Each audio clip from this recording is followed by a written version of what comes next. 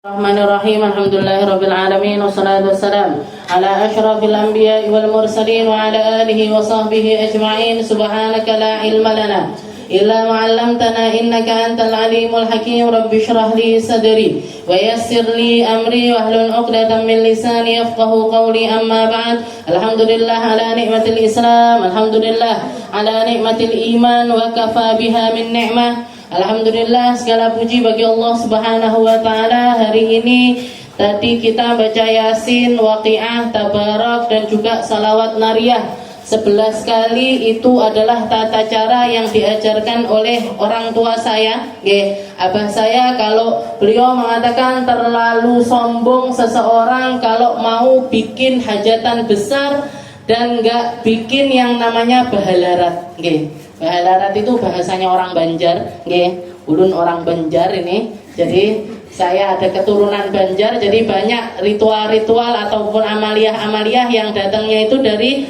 nenek moyang kami, orang-orang Banjar. Jadi bahalarat itu artinya adalah doa selamat, Jadi kita melakukan berbagai macam ikhtiar, Kayak jenengan mau mantu, semua dipersiapkan, Calon manten perempuannya harus ada, gitu. Calon manten lakinya ya harus ada, Piye, mosok mau jadi manten mek wedok tok, apa jadi manten cuman laki tok, enggak mungkin. Mantennya sudah siap, dipacai,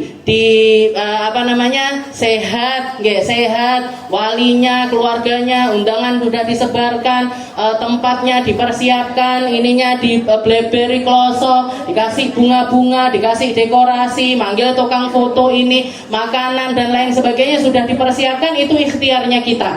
Itu adalah cara kita untuk mempersiapkan segala sesuatu dengan cara-cara yang mengikuti apa yang dilakukan sama Rasulullah SAW. Jadi ikhtiar doa tanpa ikhtiar itu bohong. Orang berdoa tok tapi nggak ada ikhtiar itu sama aja bohong. Tapi orang berikhtiar tanpa berdoa itu namanya orang sombong. Itu adalah orang yang terlalu sombong di hadapan Allah Subhanahu wa taala, nganggap kalau dirinya ini mampu segala-galanya.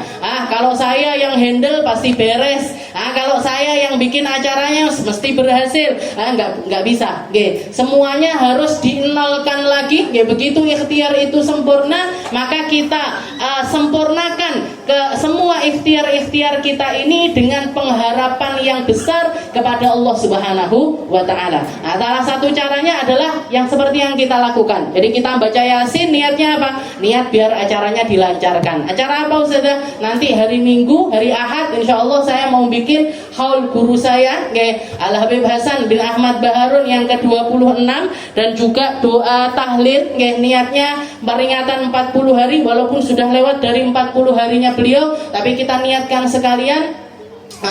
Kirim doa untuk guru saya, istri dari Habib Abuya Hasan, yaitu Ustazah Khadijah bintu Al Habib Muhammad Al Hinduan, sebagai baktinya seorang murid kepada guru. Dan ini acara bukan cuma saya yang handle, tapi acara ini dihandle sama seluruh alumni, anak-anak alumni Dalwa Putri yang ada di area sekitaran Tulungagung ini yang saya kenal.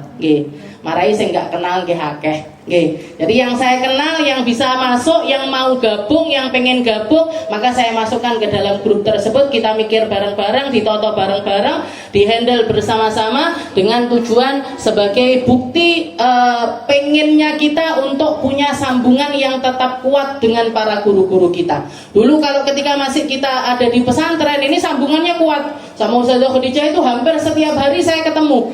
Hampir setiap hari saya ketemu. Apalagi ketika sudah jadi pengurus, sudah jadi ustazah di sana, nanti pamit apapun saya sama Ustazah Khadijah. Mau bikin, saya kelompok kelas saya dulu suka bikin acara-acara aneh-aneh, bikin bioskop, pamit, Ustazah pengen bikin bioskop. Buat apa? Nanti ditarik karcis Ustazah 2000 kalau mau nonton. Nanti uangnya kalau ngumpul nanti kita sumbangkan ke Abu Yazin untuk nambahi uang buat bangunan, diizinkan. Ustazah saya mau bikin cadar, kalau pelajaran Ustadz kan di sana semuanya pakai cadar. Kenapa kok bikin cadar? Kita mau mau jual dengan harga lebih murah Ustazah. Biar apa? Biar punya dana, nanti dari dana ini bisa ngasih makan, bisa ngasih minum. Kalau ada ustazah dari luar-luar ini, kalau ngajar minimal ada minuman yang dicepak nih, atau ada cemilan-cemilan yang kita siapkan di situ. Kita pengen dari uang yang hasil keringatnya anak-anak kisim ini Ustazah. Diizinkan sama beliau, walaupun bikin pro kontra, nggih. Saya mau belanja kain ini Bu nggih, mau belanja kain, dipanggil sama ustazah kantor, di sidang. Ada sekitar setengah jam saya dimarahin, dicaci maki, dan lain sebagainya. Tapi masuk telinga sini, keluar telinga sini. Nggih, keluar dari kantor saya langsung keluar beli kain. Nggih. Kenapa? Karena saya sudah ngantongi izin dari guru besar saya, yaitu Ustazah Khadijah bintu Al-Habib Muhammad Al-Hindwan. Jadi siapapun yang ngomong, kalau sudah guru besar saya yang bicara, saya nggak akan memperdulikan perkataan orang lain. Nggih. Jadi itu dulu ketika kita di pesantren. Nggih. Jadi sambungannya kuat, besar ini. Nggih. Sama Habib Segap, sama Ustazah Khadijah, sama Habib Zain. Nah, ketika kita keluar ini, bentaline nggak adoh-adoh banget larinya. Nggih. Karena manusia itu kalau nggak punya guru itu kayak layangan pedot. Nggih. Uripe mondar mandir, muripe ndak karu-karuan pasti. Oke. Jadi biar talinya ini tetap di genggaman guru-guru kami, nah kita pakai cara-cara yang semacam ini, bikin peringatan haul biar ingat lagi, biar terkenang lagi, biar kita bisa menyelaraskan visi misi. Guru saya itu cita-citanya ke surga. Guru saya itu pengen bawa muridnya ke surga. Guru saya itu berakhlak mulia karena ngikuti akhlaknya Rasulullah SAW. Setelah itu kita bandingkan tentang akhlak kita dengan mereka. Akhlak kita dengan beliau-beliau ini. Nah, setelah itu harapannya apa? Harapannya biar bisa bergabung bersama-sama di dalam golongan orang-orang mulia yang masih disisakan oleh Allah Ta'ala di atas muka bumi ini. Monggo yang longgar, yang nggak lagi repot, hari Ahad besok sekitar jam 8 pagi, bahkan setengah 8 sebenarnya sudah kita mulai acaranya di Aula Al-Azhar. Aula apa kemarin bahasanya? Aula inti, aula apa gitu. Nah, hall utama ini ada orang Al-Azhar. Hall utamanya Pondok Pesantren Al-Azhar. Di bagian SMA-nya itu ada lapangan basketnya, di situ tempatnya. Kalau jenengan waktu kita acara Ustazah Aisyah datang, di situ juga tempatnya. Atau yang sering datang ke Al-Azhar acara majelis, di sana kan ada majelis rutin sebulan sekali setiap Ahad. Kalau enggak akhir bulan, ya awal bulan, ya tengah bulan, pokoknya Ahad. Nah, kalau yang rajin datang ke Al-Azhar, tempatnya ya di situ itu. Insya Allah nanti kita adakan acara di tempat tersebut. Jangan doakan semoga lancar, enggak ada hal apapun yang enggak diinginkan. Semuanya sesuai prediksi, dikasih sama Allah Ta'ala segala kebaikan, baik yang khidmah, baik yang ngisi acara, baik ustadzahnya yang datang, baik para hadirinnya, baik yang noto kembangengko, baik yang masang dekornya, yang punya sumbangsih apapun di dalam acara ini, semoga sama Allah Ta'ala diampuni, semoga sama Allah Ta'ala diangkat derajatnya, semoga sama Allah Ta'ala dikasih kebahagiaan dunia akhirat, kesehatan dohir batin, dan segala hal yang Allah Ta'ala titipkan ke dalam hati manusia-manusia mulia di sisi Allah Subhanahu wa Ta'ala. Setelah itu kita lanjutkan pembahasan kita masih di dalam Kitabul Burdah. Kita bahas tentang perkara-perkara yang berkaitan dengan Burdatul Madih atau qasidah burdah yang setiap hari Rabu kita baca. Dua pertemuan sekali kita baca burdah. Di sini saila an qala al-muallif rahimahullahu taala wa nafa'na bi ulumi fid dharain amin. Law kuntu alamu anni ma uqiruhu katamtu sirran badali minhu bil katami. Malli biraddi jimahim min ghawayatiha kama yuraddu jimahul khayli bil lujumi. Saya tadi waktu membaca bait yang ini, yang bahas tentang burdah ini, saya kembali diingatkan betapa skenarionya Allah Ta'ala itu sangat luar biasa indah. Jadi di sini Imam Al-Busiri mengatakan malli biraddi jimahim min ghawayatiha kama yuraddu jimahul khayli bil lujumi. Siapakah setelah beliau membahas dari kemarin haliyahnya seorang pecinta, keadaannya orang yang jatuh cinta, setelah itu membandingkan tentang dirinya dengan yang dicintai, bandingkan antara Imam Al-Busiri dengan Rasulullah SAW, ataupun orang-orang mulia yang ada di sekitarannya Nabi, bagaimana mereka luar biasanya di dalam keinginannya untuk selamat, bagaimana luar biasanya mereka di dalam berakhlak, bagaimana luar biasanya mereka di dalam beribadah, bagaimana luar biasanya mereka di dalam berzikir, bagaimana luar biasanya mereka di dalam mendidik nafsu mereka yang ada di dalam diri mereka masing-masing sampai mereka mampu mengalahkan hawa nafsu tersebut. Jadi mereka menjadi orang-orang yang nafsunya itu kalau enggak al-mutmainnah, ya radiyah atau mardiyah atau al-kamilah. Oke, 4 golongan yang disebutkan sama Allah Ta'ala memiliki nafsu yang luar biasa, masuk di dalam golongan mereka-mereka yang diridhoi sama Allah. Ya ayyatuhan nafsul mutmainnah. Golongan pertama adalah mereka-mereka yang nafsunya ini sudah tenang, oke, sudah enggak digoyahkan dengan maksiat, nggak berselera dengan dunia, nggak tertipu dengan dunia, nggak berselera dengan jabatan, nggak heran sama orang yang gemerlap di dalam keduniaannya. Ini orang-orang yang nafsunya itu mutmainnah, yang sabarnya luar biasa, syukurnya juga luar biasa. Dan seketika seseorang masuk di dalam golongan yang bernafsu dengan nafsu mutmainnah, nanti kalau dididik terus akan masuk di dalam golongan mereka-mereka yang nafsunya radiyah, ridhonya, puasnya dengan ketentuannya Allah Ta'ala ini luar biasa.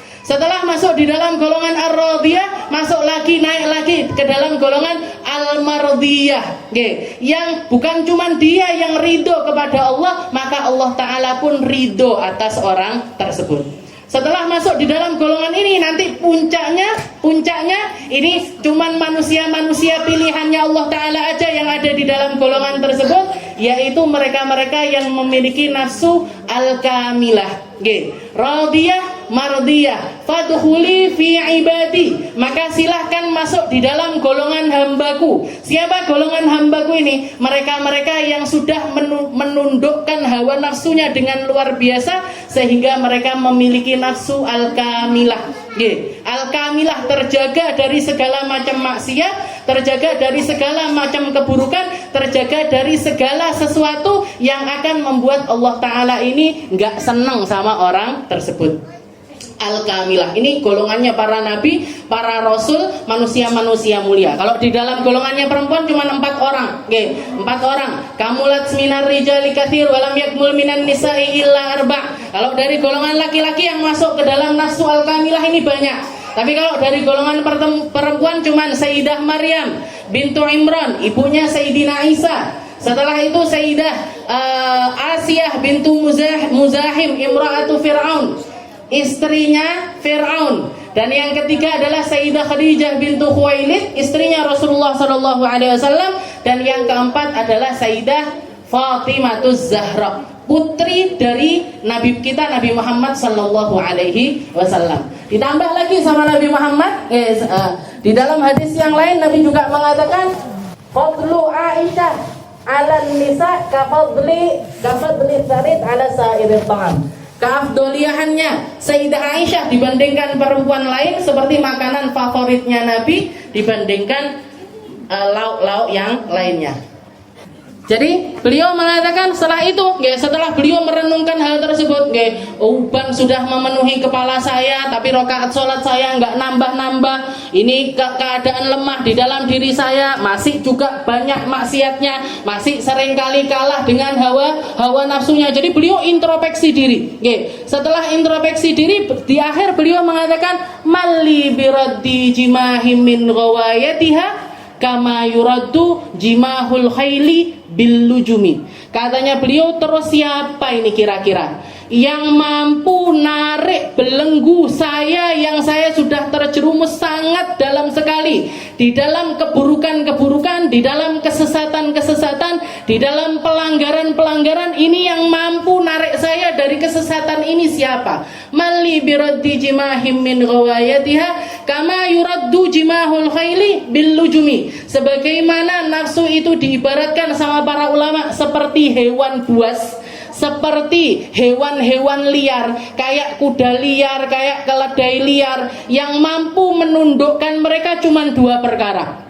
Yang mampu bikin hewan liar itu tunduk itu cuma 2 hal.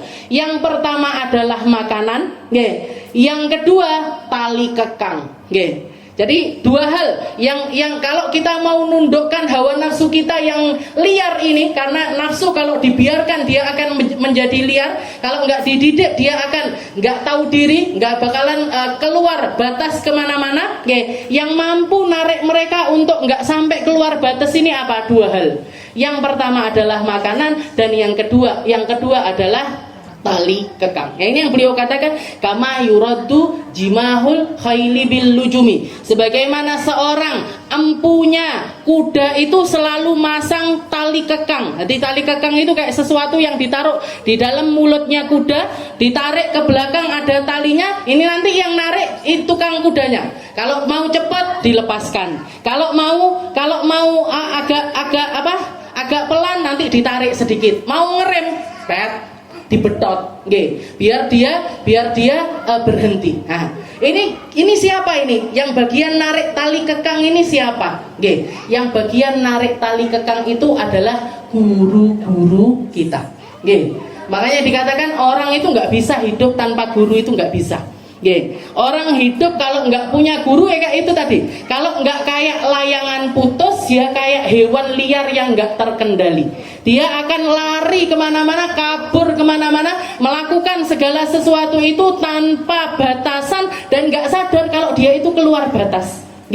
Orang kalau nggak pernah berguru, nggak punya guru, nggak punya mursyid, nggak punya murabbi, nggak punya pendidik ruh untuk dirinya, maka dia akan nyasar kemana-mana dan dia nggak ada yang memperdulikan. Kayak kuda liar yang muncul, sudah lari min hadratillah, lari dari kehadiratnya Allah Subhanahu wa Ta'ala. Maka bisa kita katakan seumur hidup kita itu kita selalu butuh guru.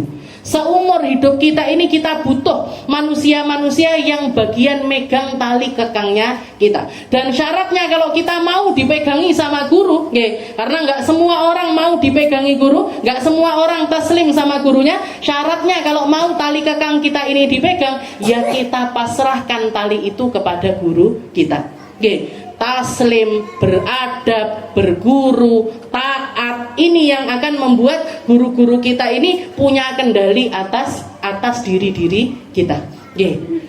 Guru, jadi di sini saya diingatkan besok nanti haul, 2 hari lagi saya haul, dan saya diingatkan ini guru besar saya sebagai pemegang tali kekang saya. Guru Habib Segaf Baharun, ada Habib Zain Baharun. Kalau yang agak jauh, saya punya guru Al Habib Umar bin Hafid, yang keseluruhan hidupnya itu menjadi pembelajaran luar biasa untuk saya. Saya nemukan di zaman ini ada manusia-manusia yang aneh. Ada manusia-manusia yang istilahnya ketakwaannya itu mungkin nggak mudah untuk ditiru oleh manusia. Saya kemarin beberapa bulan yang lalu itu datang ke takziah ke salah satu teman saya. Dulu sekelas, di Dalwa itu sekelas, saya dengar kabar suaminya ini meninggal dunia, ninggalkan anak yatim 3. Ninggalkan anak yatim 3. Rumahnya di bawah rel.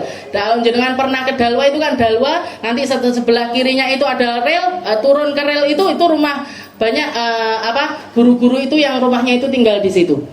Saya datang ke rumah salah satu ini, jadi teman saya ini, setelah itu cerita sakit apa kak? Sakit, ternyata sudah lama sakitnya. Sakit kena paru-paru ini itu dan lain sebagainya. Setelah itu beliau cerita, teman saya ini cerita, Pak, suami saya ini adalah orang yang sering disuruh sama Habib Zain untuk keliling ke pondok-pondok yang ada di sekitaran Bangil. Pondok-pondok, TPQ ataupun yayasan-yayasan yang ada di sekitaran Bangil.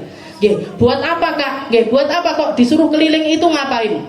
Katanya beliau, Habib Zain itu bilang, saya disuruh untuk nanya sama kiai-kiainya atau pemangku-pemangku sekolahan-sekolahan tersebut, mereka butuh apa? Mereka butuh apa? Kalau mereka bilang butuh musola, dibangunkan musola sama Habib Zain. Kalau mereka bilang butuh kamar mandi, dibangunkan kamar mandi sama Habib Zain. Butuh lokalan kamar, dibangunkan, dibelikan kasurnya, dibelikan tempat-tempat ranjang-ranjangnya Habib Zain yang belikan. Bayangkan saya ngelihat Habib Zain itu sudah mumet, Bu. Rumah istilahnya tanah tanah yang sekarang itu jadi ada pondok Banat 1, ada pondok Banat 2. Pondok Banat 2 itu abah saya waktu diceritani sama Habib Zain. Beb, saya beli tanah di depannya Dalwa ini dengan harga 75 miliar.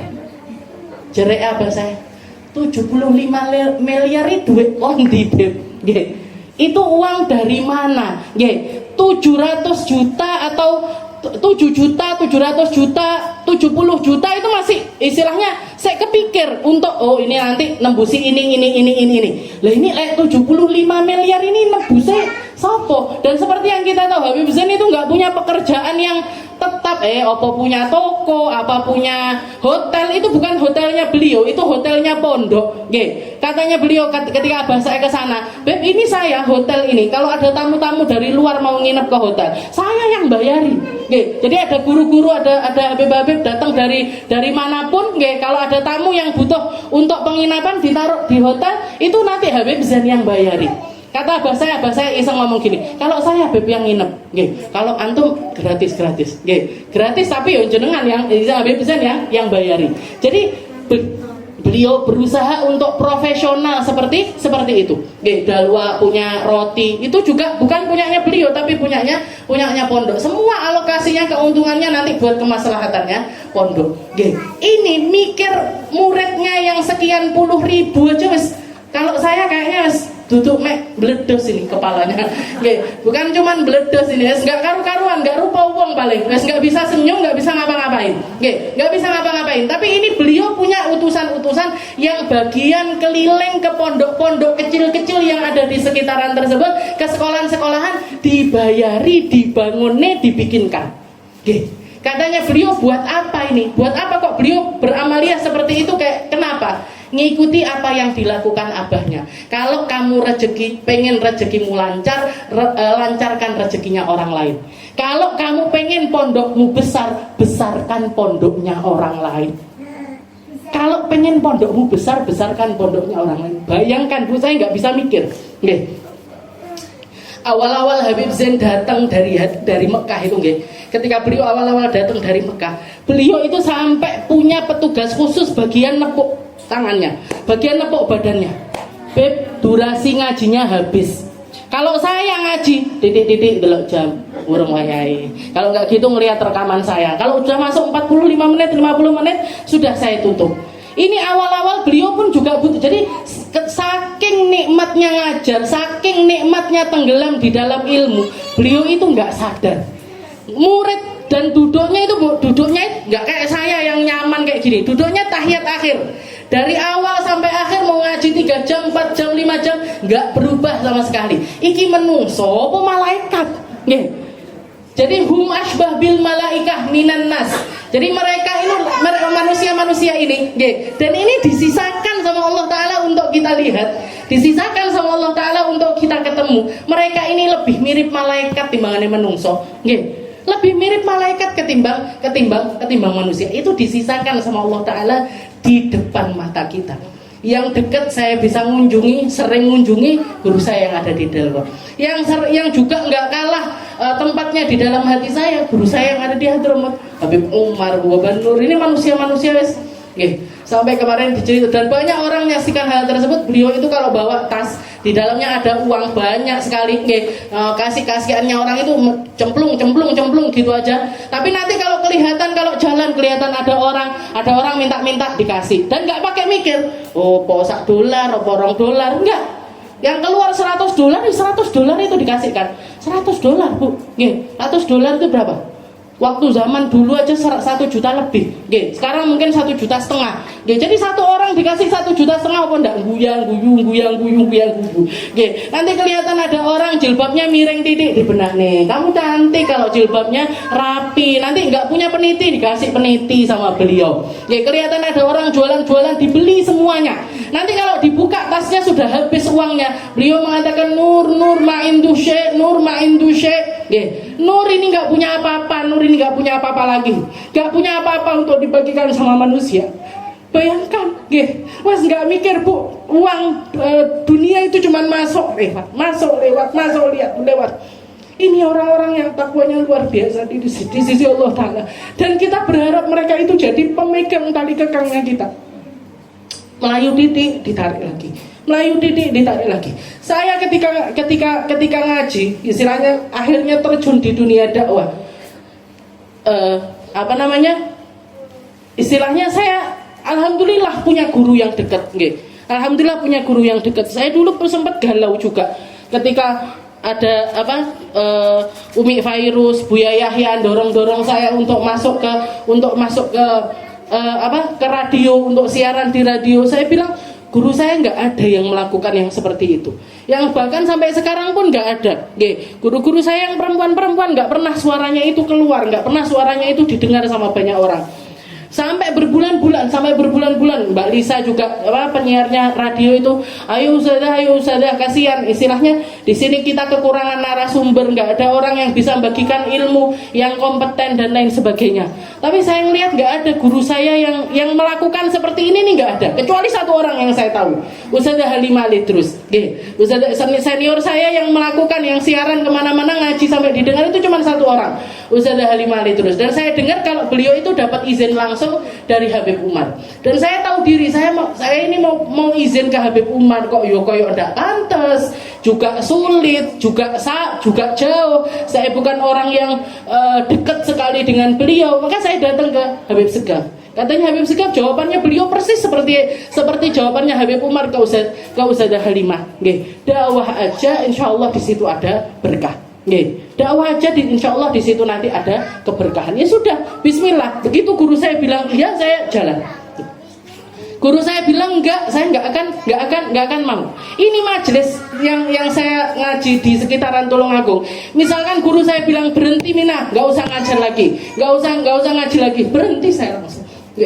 Berhenti saya langsung. Saya kalau sama guru enggak pakai mikir, enggak pakai tak keluarkan otak saya, karena saya tahu persis mereka lebih kenal saya dibanding diri saya sendiri. Saya tahu mereka lebih tahu tentang saya ketimbang saya sendiri, dan mereka adalah pemegang tali kekang saya. Waktunya lari, waktunya pelan, waktunya jalan, waktunya berhenti.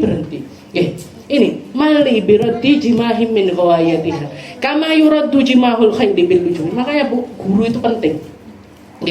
Kalaupun jenengan nggak bisa mondok, nggak punya kesempatan mondok, nggak punya kesempatan untuk ada di pesantren sehingga punya guru mursyid yang bisa nunjukkan langkah selangkah kita, langkah selangkah kita, tapi minimal ambil dari orang-orang yang punya sambungan sama guru-guru yang mulia, sama guru-guru yang nyampe sanatnya ini bukan cuman keilmuannya saja, bukan cuman ilmunya aja, bukan cuman pinter dalil, bukan cuman pinter ngeluarkan ayat, bukan cuman pinter ngeluarkan kisah, bukan cuman pinter di dalam ngatur alur setiap hal-hal yang pemahaman kita, tapi juga mereka yang punya ketakwaan yang luar biasa kepada Allah Subhanahu wa Ta'ala. Ditambah lagi dengan apa? Ditambah lagi dengan sanad yang muttasil. Makanya saya selalu bilang sanad, Bu. Kalau zaman dulu, kalau Sayyidina Ali bin Abi Thalib itu mengatakan undur maqala wala tandur man qala. Lihat apa yang diomongkan orang, jangan lihat orangnya. Kalau dulu Sayyidina Ali bilang undur maqal wala tandur manqal. Lihat siapa apa yang dia bicarakan, nggak usah melihat siapa yang bicara. Tapi kalau zaman sekarang nggak bisa. Zaman sekarang undur manqal wala tandur maqal. Lihat dulu. Kalau kita mau ngaji sama orang, lihat dulu siapa orangnya. Ini orang siapa? Mondoknya di mana? Gurunya bagaimana? Sanatnya nyampe apa enggak? Sanatnya ini mutasil apa enggak sampai kepada Rasulullah Shallallahu Alaihi Wasallam. Karena kita ini semua amaliyah kehidupan kita ini kita butuh gayet, kita butuh penuntun. Penuntun utamanya kita siapa? Tentu saja Nabi Muhammad Shallallahu Alaihi Wasallam, para nabi, para rasul. Mulai dari zamannya Nabi Adam dakwah sama umatnya. Umatnya Nabi Adam ini siapa ya? Keluarganya sendiri. Nabi Adam itu nggak punya tetangga, Bu. Kabeh anake. Tonggone yo anake, dulure yo anake. Semuanya keluarganya. Beliau dakwah sama siapa ya? Sama anak-anaknya ini. Makanya kalau ada orang, kalau ada perempuan, misalkan nggak pakai jilbab, jalan-jalan di tengah manusia, semua orang salaman, itu yang bisa melakukannya cuma satu orang, Sayyidah Hawa. Sayyidah Hawa aja yang bisa melakukan hal tersebut, karena beliau mahram sama seluruh manusia. Dari mulai Nabi Adam dakwah sama keluarganya, Nabi Nuh dakwah sama umatnya, semua nabi-nabinya Allah sampai kepada Rasulullah Shallallahu Alaihi Wasallam. Terus gimana ini kalau antara kita sama Rasulullah Shallallahu Alaihi Wasallam, kita nggak pernah ketemu sama Nabi, terus belajarnya sama siapa? Belajarnya sama orang-orang yang ngambil yang punya rentetan sanad keilmuan ini nyampe kepada Rasul. Karena Nabi Muhammad di akhir ketika beliau haji wada, haji yang terakhirnya beliau mengatakan setelah beliau berwasiat, ini ayu yaumin hadza, ini hari apa? Allah Rasul a'lam. Jawabannya para sahabat, 124.000 sahabatnya Nabi yang hadir di Arafah, di padang Arafah saat itu, di haji wada saat itu, semuanya mengatakan Allah wa rasuluhu a'lam. Ketika Nabi nanya ayu yaumin hadza, ini hari apa? Jawabannya mereka yang tahu cuman Allah sama Rasulullah. Dari situ kita langsung tahu betapa taslimnya para sahabat sama Nabi Muhammad Shallallahu Alaihi Wasallam. Perkara hari aja yang tahu cuman Allah dan Rasul. Kalau saya nanya sama jenengan, Bu ini hari apa? Mesti jenengan jawabnya Rebo, Ustaz.